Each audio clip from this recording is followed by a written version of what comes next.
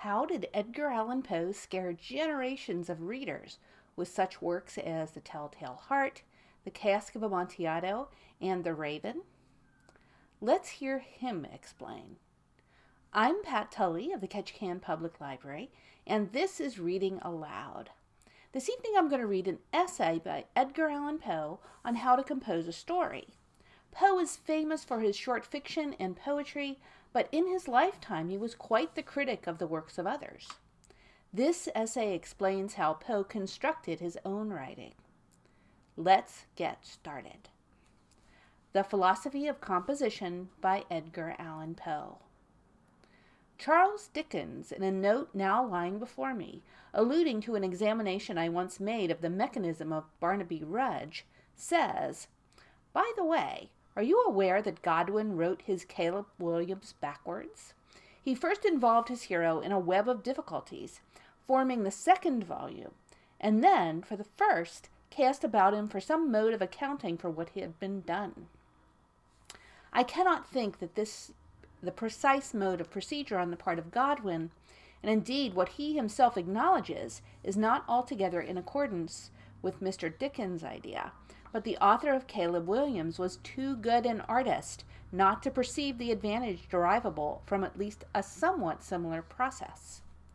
Nothing is more clear than that every plot worth the name must be elaborated to its denouement before anything be attempted with the pen. It is only with the denouement constantly in view that we can give a plot its indispensable air of consequence or causation, by making the incidents, and especially the tone at all points, tend to the development of the intention. There's a radical error, I think, in the usual mode of constructing a story. Either history affords a thesis, or one is suggested by an incident of the day, or at best the author sets himself to work in a combination of striking events to form merely the basis of his narrative, designing generally to fill in with description, dialogue, or authorial comment whatever crevices of fact or action may, from page to page, render themselves apparent. I prefer commencing with the consideration of an effect, keeping originality always in view, for he is false to himself who ventures to dispense with so obvious and so easily attainable a source of interest. I say to myself, in the first place, of the innumerable effects or impressions of which the heart, the intellect, or more generally the soul is susceptible, what one shall I, on the present occasion, select? Having chosen a novel first, and secondly a vivid effect, I consider whether it can be best wrought by incident or tone, whether by ordinary incidents and peculiar tone, or the converse, or by peculiarity both of incident and tone, afterwards looking about me, or rather within, for such combinations of event or tone as shall best aid me in the construction of the effect. I have often thought how interesting a magazine paper might be written by any author who would, that is to say, who could, detail, step by step, the processes by which any one of his compositions attained its ultimate point of completion.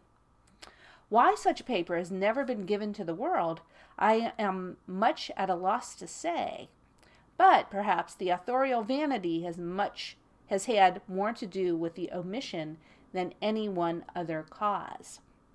Most writers, poets in especial, prefer having it understood that they compose in it by a species of fine frenzy, an ecstatic intuition, and would positively shudder at letting the public take a peep behind the scenes, at the elaborate and vacillating crudities of thought, at the true purposes seized only at the last moment, at the innumerable glimpses of idea that arrived not at the maturity of full view, at the fully matured fancies discarded in despair as unmanageable, at the cautious selections and rejections, at the painful erasures and interpolations.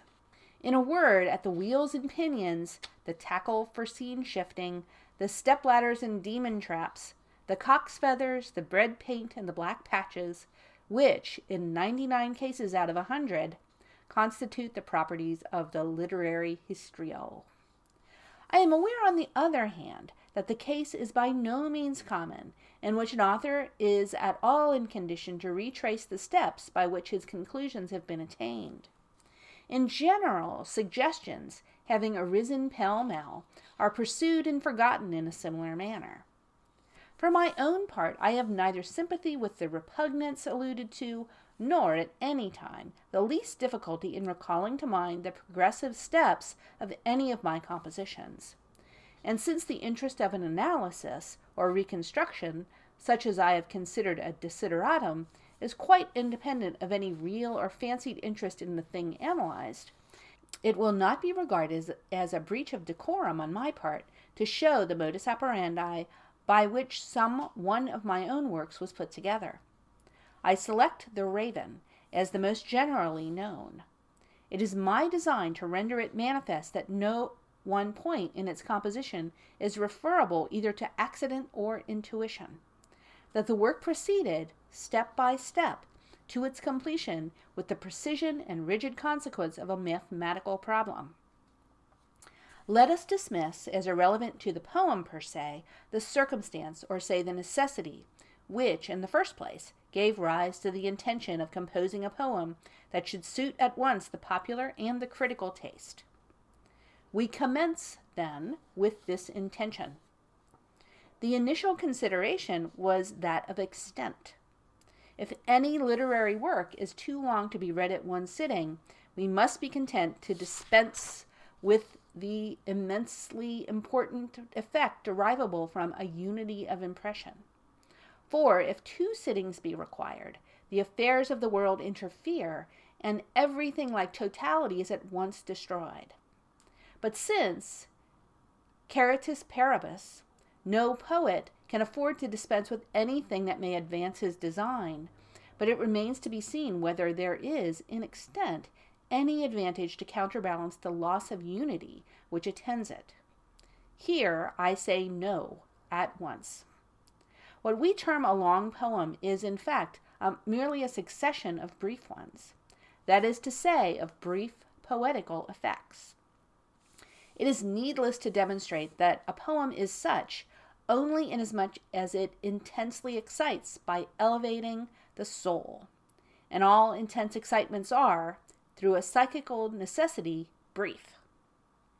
For this reason, at least 1/2 of the Paradise Lost is essentially prose, a succession of poetical excitements interspersed inevitably with corresponding depressions, the whole being deprived through the extremeness of its length of the vastly important artistic element, or totality, or unity of effect. It appears evident, then, that there is a distinct limit, as regards length, to all works of literary art, the limit of a single sitting, and that, although in certain classes of prose composition, such as Robinson Crusoe, demanding no unity, this limit may be advantageously overpassed, it can never properly be overpassed in a poem. Within this limit, the extent of a poem may be made to bear mathematical relation to its merit. In other words, to the excitement or elevation. Again, in other words, to the degree of the true poetical effect which it is capable of inducing. For it is clear that the brevity must be in direct ratio of the intensity of the intended effect. This with one proviso, that a certain degree of duration is absolutely requisite for the production of any effect at all. Holding in view these considerations, as well as that degree of excitement which I deemed not above the popular, while not below the critical taste, I reached at once what I conceived the proper length for my intended poem, a length of about 100 lines. It is, in fact, 108. My next thoughts concern the choice of an impression or effect to be conveyed, and here I may as well observe that, throughout the construction, I kept steadily in view the design of rendering the work universally appreciable. I should be carried too far out of my immediate topic were I to demonstrate a point upon which I have repeatedly insisted, and which, with the poetical, stands not in the slightest need of demonstration, The point, I mean, that beauty is the sole legitimate province of the poem. A few words, however, in elucidation of my real meaning, which some of my friends have evinced a disposition to misrepresent. That pleasure which is at once the most intense, the most elevating, and the most pure is, I believe, found in the contemplation of the beautiful. When, indeed, men speak of beauty, they mean precisely not a quality, as is supposed, but an effect. They refer, in short, just to that intense and pure elevation of the soul, not of intellect or of heart, upon which I have commented, and which is experienced in consequence of contemplating the beautiful. Now, I designate beauty as the province of the poem, merely because it is an obvious rule of art that effects should be made to spring from direct causes, that objects should be obtained through means best adapted for their attainment. No one as yet having been weak enough to deny that the peculiar elevation alluded to is most readily attained in the poem. Now the object, truth, or the satisfaction of the intellect, and the object, passion, or the excitement of the heart, are, although attainable to a certain extent in poetry, far more readily attainable in prose. Truth, in fact, demands a precision, and passion a homeliness, the truly passionate will comprehend me, which are absolutely antagonistic to that beauty which, I maintain, is the excitement or pleasurable elevation of the soul. It is by no means follows from anything here said that passion or even truth may not be introduced or even profitably introduced into a poem, for they may serve in elucidation or aid the general effect, as do discords in music by contrast. But the true artist will always contrive first to tone them into a proper subservience to the predominant aim, and secondly to unveil them, as far as possible, in that beauty which is the atmosphere and the essence of the poem. Regarding, then, beauty as my province, my next question referred to the tone of its highest manifestation, and all experience has shown that this tone is one of sadness. Beauty of whatever kind, in its supreme development, invariably excites the sensitive soul to tears. Melancholy is thus the most legitimate of all poetical tones. The length, the province, and the tone being thus determined, I betook myself to ordinary induction, with the view of obtaining some artistic piquancy which might serve me as a keynote in the construction of the poem, some pivot upon which the whole structure might turn. In carefully thinking over all the usual artistic effects, or more properly points in the theatrical sense, I did not fail to perceive immediately that no one had been so universally employed as that of the refrain. The universality of its employment sufficed to assure me of its intrinsic value, and spared me the necessity of submitting it to analysis. I considered it, however, with regard to its susceptibility of improvement, and soon saw it to be in a primitive condition. As commonly used, the refrain or burden not only is limited to lyric verse, but depends for its impression upon the force of monotone, both in sound and thought. The pleasure is deduced solely from the sense of identity, of repetition.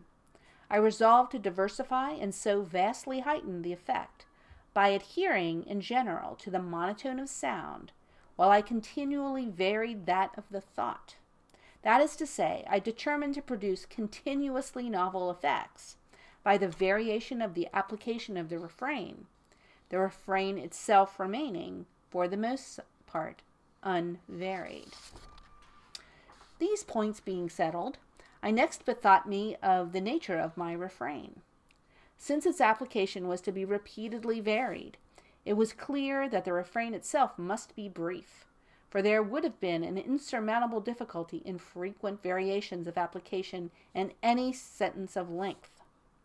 In proportion to the brevity of the sentence would, of course, be the facility of the variation. This led me at once to a single word as the best refrain. The question now arose as to the character of the word. Having made up my mind to a refrain, the division of the poem into stanzas was, of course, a corollary, the refrain forming the close to each stanza. That such a close, to have force, must be sonorous and susceptible of protracted emphasis, admitted no doubt. And these considerations inevitably led me to the long O as the most sonorous vowel, in connection with the R as the most producible consonant. The sound of the refrain thus being determined, it became necessary to select a word embodying this sound, and at the same time in the fullest possible keeping with that melancholy which I had predetermined as the tone of the poem. In such a search it would have been absolutely impossible to overlook the word nevermore. In fact, it was the very first which presented itself. The next desideratum was a pretext for the continuous use of the word nevermore. And observing the difficulty which I at once found in inventing a sufficiently plausible reason for its continuous repetition, I did not fail to perceive that this difficulty arose solely from the pre-assumption that the word was to be so continuously or monotonously spoken by a human being. I did not fail to perceive, in short, that the difficulty lay in the reconciliation of this monotony with the exercise of reason on the part of the creature repeating the word. Here, then, immediately rose the idea of a non-reasoning creature capable of speech, and very naturally a parrot, in the first instance, suggested itself, but was superseded forthwith by a raven, as equally capable of speech, and infinitely more in keeping with the intended tone. I had now gone so far as the conception of a raven, the bird of ill omen, monotonously repeating the word nevermore at the conclusion of each stanza, in a poem of melancholy tone and in length about 100 lines. Now, never losing sight of the object's supremeness or perfection at all points, I asked myself, of all melancholy topics, what, according to the universal understanding of mankind, is the most melancholy? Death was the obvious reply. And when, I said, is this most melancholy of topics most poetical? From what I have already explained at some length, the answer here also is obvious. When it most closely allies itself to beauty, the death, then, of a beautiful woman is, unquestionably, the most poetical topic in the world, and equally it is beyond doubt that the lips best suited for such topic are those of a bereaved lover. I had now to combine the two ideas of a lover lamenting his deceased mistress and a raven continuously repeating the word nevermore. I had to combine these, bearing in mind my design of varying at every turn the application of the word repeated, but the only intelligible mode of such combination is that of imagining the raven employing the word in answer to the queries of the lover. And here it was that I saw at once the opportunity afforded for the effect on which I had been depending, that is to say, the effect of the variation of application. I saw that I could make the first query propounded by the lover, the first query to which the raven should reply nevermore, that I could make this first query a commonplace one, the second less so, the third still less, and so on, until at length the lover, startled from his original nonchalance by the melancholy character of the word itself, by its frequent repetition, and by a consideration of the ominous reputation of the fowl that uttered it, is at length excited to superstition, and wildly propounds queries of a far different character, queries whose solution he has passionately at heart, propounds them half in superstition and half in that species of despair which delights in self-torture, propounds them not altogether because he believes in the prophetic or demoniac character of the bird, which, reason assures him, is merely repeating a lesson learned by rote, but because he experiences a frenzied pleasure in so modeling his questions as to receive from the expected nevermore the most delicious because the most intolerable of sorrow. Perceiving the opportunity thus afforded me, or more strictly, thus forced upon me in the progress of the construction, I first established in mind the climax or concluding query, that to which nevermore should be in the last place an answer, that in reply to which this word nevermore should involve the utmost conceivable amount of sorrow and despair. Here then the poem may be said to have its beginning, at the end, where all works of art should begin. For it was here, at this point in my preconsiderations, that I first put pen to paper in the composition of the stanza. Prophet, said I, thing of evil, prophet still, if bird or devil, by that heaven which bends above us, by that God we both adore, tell this soul with sorrow laden, if within the distant Eden it shall clasp a sainted maiden whom the angels name Lenore, clasp a rare and radiant maiden whom the angels name Lenore. Quoth the raven, nevermore. I composed this stanza at this point, first that, by establishing the climax, I might the better vary and graduate, as regards seriousness and importance, the preceding queries of the lover, and secondly, that I might definitely settle the rhythm, the meter, and the length and general arrangement of the stanza, as well as graduate the stanzas which were to precede, so that none of them might surpass this in rhythmical effect.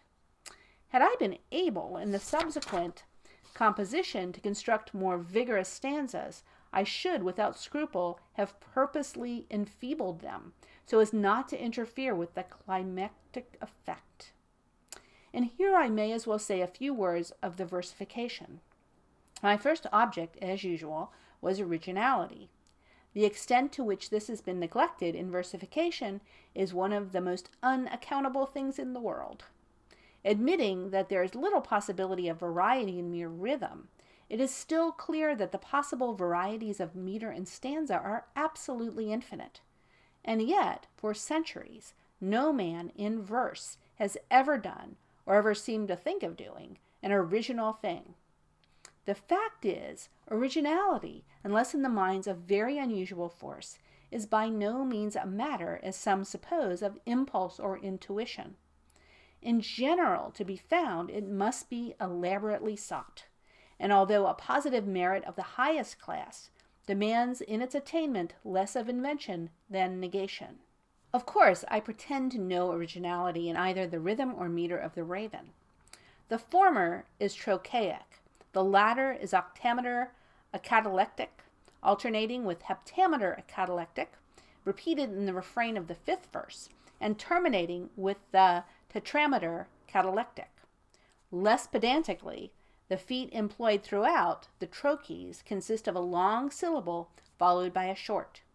The first line of the stanza consists of 8 of these feet, the second of 7.5, in effect 2/3, the third of 8, the fourth of 7.5, the fifth of the same, the sixth 3.5. Now each of these lines, taken individually, has been employed before, and what originality the Raven has is in their combination into stanza. Nothing even remotely approaching this combination has ever been attempted. The effect of this originality of combination is aided by other unusual and some altogether novel effects, arising from an extension of the application of the principles of rhyme and alliteration. The next point to be considered was the mode of bringing together the lover and the raven, and the first branch of this consideration was the locale. For this, the most natural suggestion might seem to be a forest or the fields, but it has always appeared to me that a close circumscription of space is absolutely necessary to the effect of insulated incident. It has the force of a frame to a picture. It has an indisputable moral power in keeping concentrated the attention, and, of course, must not be confounded with the mere unity of place. I determined, then, to place the lover in his chamber, in a chamber rendered sacred to him by the memories of her who had frequented it. The room is represented as richly furnished, this in mere pursuance of the ideas I have already explained on the subject of beauty, as the sole true poetical thesis. The locale thus being determined, I had now to introduce the bird, and the thought of introducing him through the window was inevitable. The idea of making the lover suppose in the first instance that the flapping of the wings of the birds against the shutter is a tapping at the door originated in a wish to increase, by prolonging, the reader's curiosity, and in a desire to admit the incidental effect arising from the lover's throwing open the door, finding all dark, and thence adopting the half fancy that it was the spirit of his mistress that knocked. I made the night tempestuous, first to account for the raven's seeking admission, and secondly for the effect of the contrast with the physical serenity within the chamber.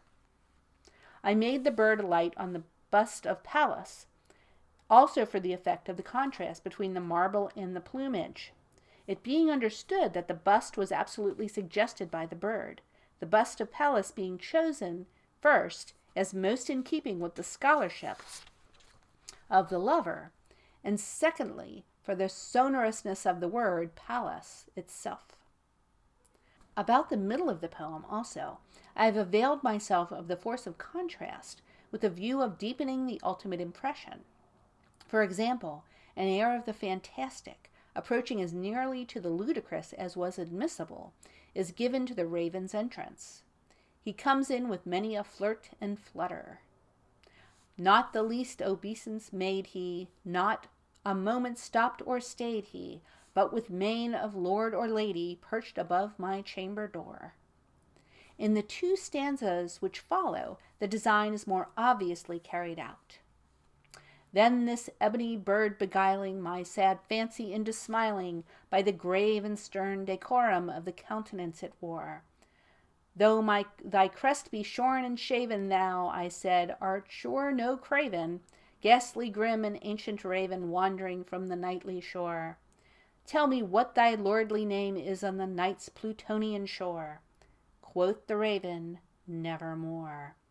Much I marveled this ungainly fowl to hear discourse so plainly, though its answer little meaning, little relevancy bore. For we cannot help agreeing that no living human being ever yet was blessed with seeing bird above his chamber door, bird or beast upon the sculptured bust above his chamber door, with such name as nevermore. The effect of the denouement being thus provided for, I immediately dropped the fantastic for a tone of the most profound seriousness, this tone commencing in the stanza directly following the one last quoted, with the line, "But the raven sitting lonely on that placid bust spoke only," etc. From this epoch the lover no longer jests, no longer sees anything even of the fantastic in the raven's demeanor. He speaks of him as a grim, ungainly, ghastly, gaunt, and ominous bird of yore, and feels the fiery eyes burning into his bosom's core. This revolution of thought or fancy on the lover's part is intended to induce a similar one on the part of the reader, to bring the mind into a proper frame for the denouement, which is now brought about as rapidly and as directly as possible. With the denouement proper, with the raven's reply, nevermore, to the lover's final demand if he shall meet his mistress in another world, the poem in its obvious phase, that of a simple narrative, may be said to have its completion. So far, everything is within the limits of the accountable, of the real. A raven, having learnt by rote the single word nevermore, and having escaped from the custody of its owner, is driven at midnight, through the violence of a storm, to seek admission at a window from which a light still gleams, the chamber window of a student, occupied half in poring over a volume, half in dreaming of a beloved mistress deceased. The casement being thrown open at the fluttering of the bird's wings, the bird itself perches on the most convenient seat out of the immediate reach of the student, who, amused by the incident and the oddity of the visitor's demeanor, demands of it in jest and without looking for a reply its name. The raven addressed answers with its customary word, nevermore, a word which finds immediate echo in the melancholy heart of the student, who, giving utterance aloud to certain thoughts suggested by the occasion, is again startled by the fowl's repetition of nevermore. The student now guesses the state of the case, but is impelled, as I have before explained, by the human thirst for self-torture, and in part by superstition, to propound such queries to the bird as will bring him, the lover, the most of the luxury of sorrow through the anticipated answer, nevermore. With the indulgence to the utmost extreme of this self-torture, the narration in what I have termed its first or obvious phase has a natural termination, and so far there has been no overstepping of the limits of the real. But in subjects so handled, however skillfully, or with however vivid an array of incident, there is always a certain hardness or nakedness which repels the artistical eye. Two things are invariably required. First, some amount of complexity, or more properly, adaptation, and secondly, some amount of suggestiveness, some undercurrent, however indefinite, of meaning. It is this latter, in especial, which imparts to a work of art so much of that richness, to borrow from a colloquially forcible term, which we are too fond of confounding with the ideal. It is the excess of the suggested meaning. It is the rendering this the upper instead of the undercurrent of the theme, which turns into prose, and that of the very flattest kind, the so-called poetry of the so-called transcendentalists. Holding these opinions, I added the two concluding stanzas of the poem, their suggestiveness being thus made to pervade all the narrative which has preceded them. The undercurrent of meaning is rendered first apparent in the lines, "Take thy beak from out my heart, and take thy form from off my door. Quoth the raven, nevermore." It will be observed that the words "from out my heart" involve the first metaphorical expression in the poem. They, with the answer, nevermore, dispose the mind to seek a moral in all that has been previously narrated. The reader begins now to regard the raven as emblematical, but it is not until the very last line of the very last stanza that the intention of making him emblematical of mournful and never-ending remembrance is permitted distinctly to be seen. And the raven, never flitting, still is sitting, on the pallid bust of Pallas just above my chamber door. And his eyes have all the seeming of a demon's that is dreaming, and the lamplight o'er him streaming throws his shadow on the floor. And my soul from out that shadow that lies floating on the floor shall be lifted nevermore.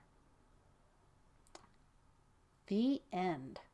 Thank you so much for joining me this evening for Reading Aloud, and please check out this reading of an Edgar Allan Poe short story that I have linked here, and have a very, very good week.